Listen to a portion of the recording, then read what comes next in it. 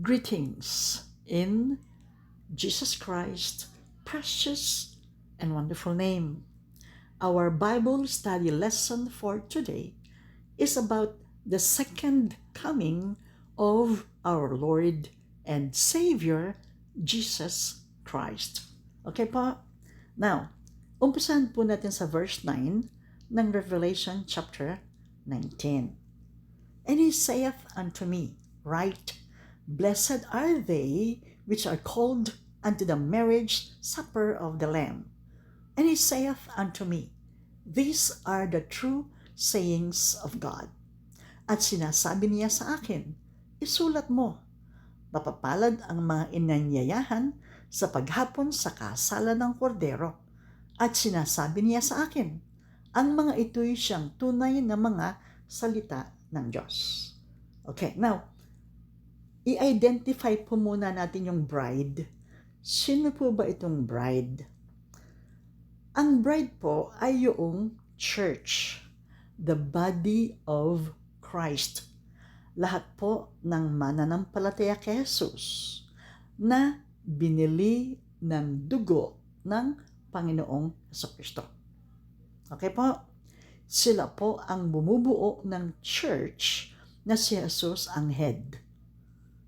At iyan po ang bride. Now, sabi, Blessed are they which are called. Papapalad ang mga inanyayahan. Sino po ba itong mga inanyayahan? Yung po mga bisita. Okay, tignan po natin. Una po, sa listahan ay ang mananampalataya bago mag-Pentecost. Okay po?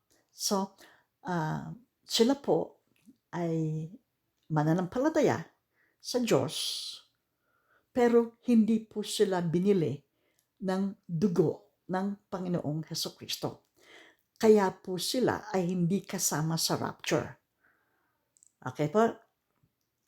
Maski na hindi po sila bride, sila po ay makakasama ng lahat ng mananampalataya kay Jesus sa millennial kingdom. Okay po? Ayun. So, kasama rin pong inanyayahan ang tribulation saints. Sino po ba itong mga tribulation saints? Sila po yung naiwan sa rapture, pumasok po sila sa tribulation period. At sa tribulation period po, tinanggap nila ang Panginoong Jesucristo bilang sariling tagapagligtas at Panginoon ng kanilang buhay. Kaya po ang tawag sa kanila ay tribulation saints. Hindi rin po sila na rapture. Okay po? Yan. Now, ang susunod pong guests, yung pong mga mananampalataya na pumasok sa millennial kingdom galing sa tribulation period. Yung pong mga naligtas na sumampalataya sa Panginoong Hesus sa tribulation period na hindi namatay. Pumasok po sila sa millennial kingdom as is, meaning buo or intact ang katawan, kaluluwa at espiritu. Okay po? Yan. So, the church is the bride during the presentation in heaven. Noong pong nag-rapture, lahat ng mananampalataya sa Panginoong Hesus, yun po ang na-rapture. Yung pong body of Christ, yung pong binili ng dugo ng Panginoong Jesucristo, yun po ang church. Tapos po, babalik po yan sa earth kasama ng Panginoong Jesucristo. Tingnan po natin ang verse 14. Ano po ang sabi? And the armies which were in heaven followed him upon white horses, clothed in fine linen, white and clean. At ang mga hukbong nasa langit ay sumusunod sa kaniya, na mga nakasakay sa mga kabayong puti at nangararamtan ng mahalagang linong maputi at dalisay. Tayo po yun. Tayo po yun. Sumusunod po tayo sa Panginoong Jesucristo. Tayo po yung armies which were in heaven. Member po tayo lahat po ng mananampalataya na binili ng dugo ng Panginoong Kristo. Tayo po yung mga hukbong nasa langit na sumusunod sa Panginoong Kristo. Okay, balik po tayo sa verse 9. Ano po ang sabi pong bandang huli? Ano po ang sabi? Ang mga ito'y siyang tunay na mga salita ng Diyos. So, pinapatotohanan po na ang salita ng Diyos ay totoo. At lahat po ng ito ay mangyayari. Okay po? Now, verse 10. And I fell at his feet to worship him. And he said unto me, See thou do it not. I am thy fellow servant, and of thy brethren that have the testimony of Jesus. Worship God. For the testimony of Jesus is the spirit of prophecy. At ako'y nagpatira pa sa kanyang paanan upang siya'y aking sambahin. At sinasabi niya sa akin, ingatan mong huwag gawin iyan. Ako'y kapwa mo alipin at ng iyong mga kapatid na mayroong patotoo ni Jesus. Sumamba ka sa Diyos, sapagat ang patotoo ni Jesus ay siyang espiritu ng hula. Ang sabi po ni John, ako'y nagpatira pa sa kanyang paanan. Sa paanan daw po ng anghel. So masyado pong nadala si John sa vision na kanyang nakita. Kaya po si John ay nagpatira pa para sambahin ang anghel. At ito po ay tinanggihan ng anghel. At ang sabi po ng anghel kay John, ingatan mong huwag gawin iyan. At nagbigay po ang anghel ng reason kung bakit dapat na hindi siya sambahin. Ano pong sabi niya? Ako'y kapwa mo alipin at ng iyong mga kapatid na mayroong patotoo ni Jesus. Ang Bible po ay ipinagbabawal na sumamba sa mga anghel. Tingnan po natin ang Colossians. Colossians chapter 2, verse 18a. Yung pong bandang unahan. Ano po ang sabi?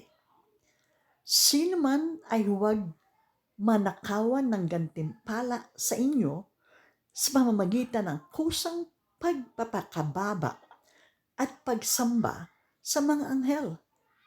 So, ayun pong sabi, wag niyo raw pong pabayaan na kayo manakawan ng gantimpala. Dahil sa kusang pagpakababa, humility, at pagsamba sa mga anghel. So, ipinagbabawal po ang pagsamba sa anghel o kanino man dito po sa salita ng Diyos, sa Bible. Ang sasambahin lang po natin ay ang Diyos, ang Panginoong Kristo. Okay po? Okay po. So, tingnan po natin uli sa Revelation chapter 19, verse 10. Ano po ang sabi sa bandang huli?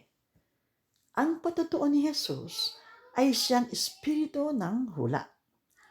Ang sentro po ng Bible, ng Old at New Testament, ay ang salita ng Panginoong Jesus. Yan po ang central theme ng Old and New Testament, the Gospel of Jesus Christ. Ano po ba yung gospel? Ang gospel po ay the book of Matthew, Mark, Luke, and John. Yan po ang gospel ng Panginoong Jesucristo. The book of Matthew, the book of Mark, Luke, and John. Okay po? Now, punta tayo sa verse 11.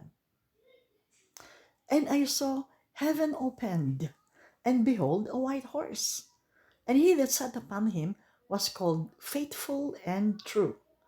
And in righteousness he doeth judge and make war. At nakita kong bukas ang langit. At narito, ang isang kabayong maputi. At yung nakasakay dito ay tinatawag na tapat at totoo. At sa katwiran siya'y humahatol at nakikipagbaka. Sabi po ni John, I saw heaven opened. at nakita kong bukas ang langit. Noong pong ang Panginoong Hesus ay umakyat sa langit. Tingnan po natin ang nangyari sa Acts chapter 1 verses 9 to 11. Ano po ang sabi? And when he had spoken these things, while they beheld, he was taken up, and a cloud received him out of their sight. At pagkasabi niya ng mga bagay na ito, nang siya'y tinitingnan nila, ay dinala niya sa itaas at siya'y tinanggap ng isang alapaap at ikinubli sa kanilang mga paningin. 10. At samantalang tinititigan nila ang langit, habang siya'y lumalayo, narito may dalawang lalaking nakakatayo sa tabi nila na may puting damit. 11. Na nangagsabi naman, kayong mga lalaking taga Galilea, bakit kayo nakakatayong tumitingin sa langit? Itong si Jesus na tinanggap sa langit mula sa inyo ay paparitong gaya rin ng inyong nakitang pagparoon niya sa langit. Okay, so nang ang Panginoong Jesus po ay umakyat sa langit, nang ngayon ay nakaupo sa kanang luklukan ng Diyos Ama, ay paparitong gaya rin ng inyong nakitang pagparoon niya sa langit. So, kung paano pong ang Panginoong Kristo ay umakyat sa langit, ang dahan-dahan, hanggang sa mawala sa kanilang paningin, hanggang sa takpan po siya ng clouds, bababa rin siyang katulad doon. Sabi, bababa rin po siyang katulad doon nung ginawa niyang pag-akyat sa langit. Okay po? So, ano pong sabi? So shall come, or shall so come in like manner as ye have seen him go into heaven. So, muli pong babalik ang Panginoong Hesus para to take back the earth and establish His millennial kingdom on earth. The 1,000 years reign of Jesus Christ sa kanyang millennial kingdom here on earth. Okay po? Balik po tayo sa Revelation chapter 19 verse 11. Yung pong bandang huli. Hindi pa. Ano ba po? Behold a white horse. At narito ang isang kabayong maputi. Ayan. So, yung pong unang pagparito ng Panginoong Jesus, nang siya po ay lumigid sa Jerusalem, ay siya po ay nakasakay sa asno or sa donkey, isang batang asno. Yan po ay makikita natin sa John chapter 12 verse 14 at Zechariah chapter 9 verse 9. Dito po sa vision ni John, ang nakita po ni Juan ay ang Panginoong Kristo na nakasakay sa kabayong puti, na katulad ng isang mananakop, conqueror.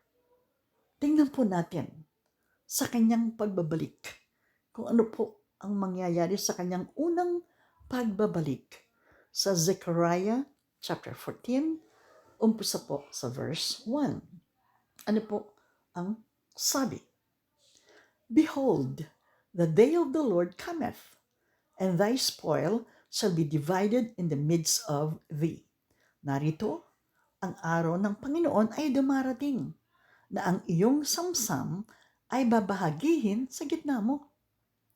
For I will gather all nations against Jerusalem to battle, and the city shall be taken, and the houses rifled, and the women ravished, and half of the city shall go forth into captivity, and the residue of the people shall not be cut off from the city.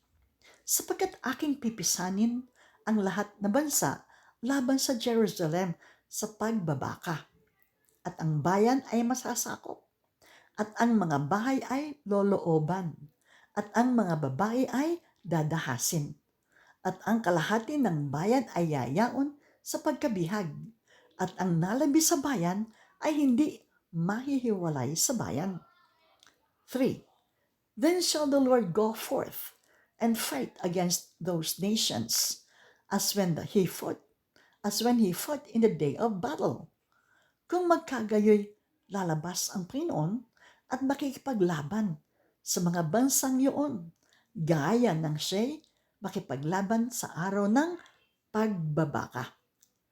And his feet shall stand in that day upon the Mount of Olives, which is before Jerusalem on the east, and the Mount of Olives shall cleave in the midst thereof, toward the east and toward the west. And there shall be a very great valley, and half of the mountain shall remove toward the north, and half of it toward the south.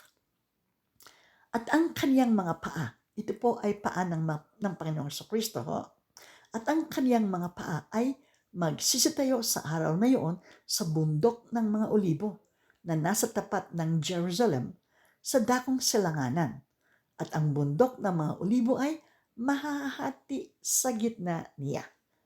So, pagtapak po ng Panginoong Sus sa bundok ng olibo sa kanyang muling pagbabalik, sa kanya pong second coming, ang bundok po ng olibo ay mahahati sa gitna.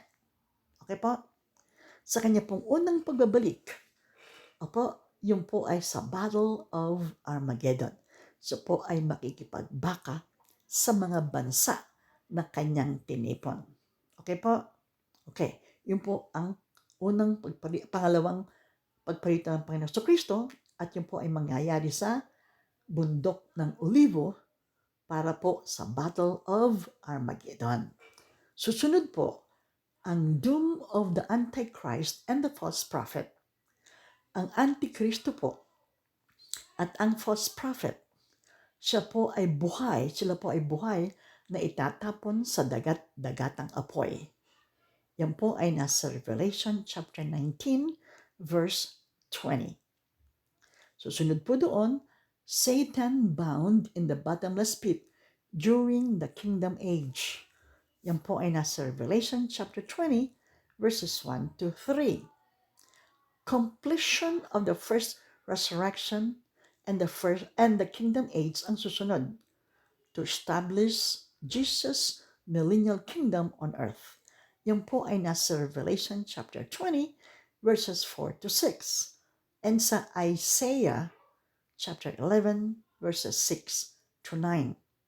And then Satan loosed at end of 1,000 years.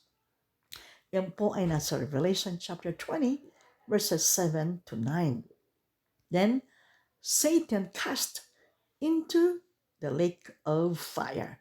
Yan po ay nasa Revelation chapter 20 verse 10. Susunod po doon ang second resurrection and white throne judgment. Yan po ay nasa Revelation chapter 20 verses 11 to 15. And then the new heaven, the new earth, and the new Jerusalem sa the rest of the chapters. So, yan po ang ating mga susunod na pag-aaralan nung ang Panginoong Kristo po ay dumating sa kanyang muling pagbabalik. Okay po? So, tayo po na sa chapter 19. Pag natapos po tayo sa chapter 19, doon po tayo pupunta sa chapter 20 at yun po ang ating mga pag-aaralan. Okay po? Yan po. Something to look forward to. Okay po? Okay. So, Revelation chapter 19, verse 11. Ano po ang sabi? So, he was called faithful and true. At siya'y tinawag na tapat at totoo. So, ang Panginoong Jesucristo daw po ay tapat at totoo. Yan po ang Panginoong Jesucristo. Ang mga salita po ng Panginoong Jesus ay tapat, faithful, and true, at totoo. You can take it to the bank, sabi nga po nila. Pero, tingnan po natin ang sabi ng Panginoong Jesus sa John chapter 14. Ang Panginoong Kristo po, tapat sa kanyang mga sinasabi.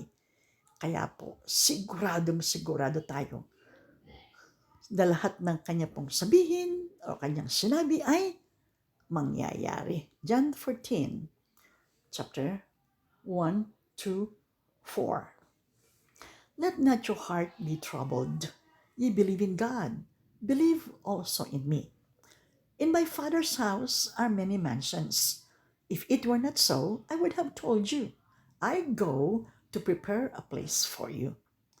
And if I go and prepare a place for you, I will come again and receive you unto myself, that where I am, there ye may be also.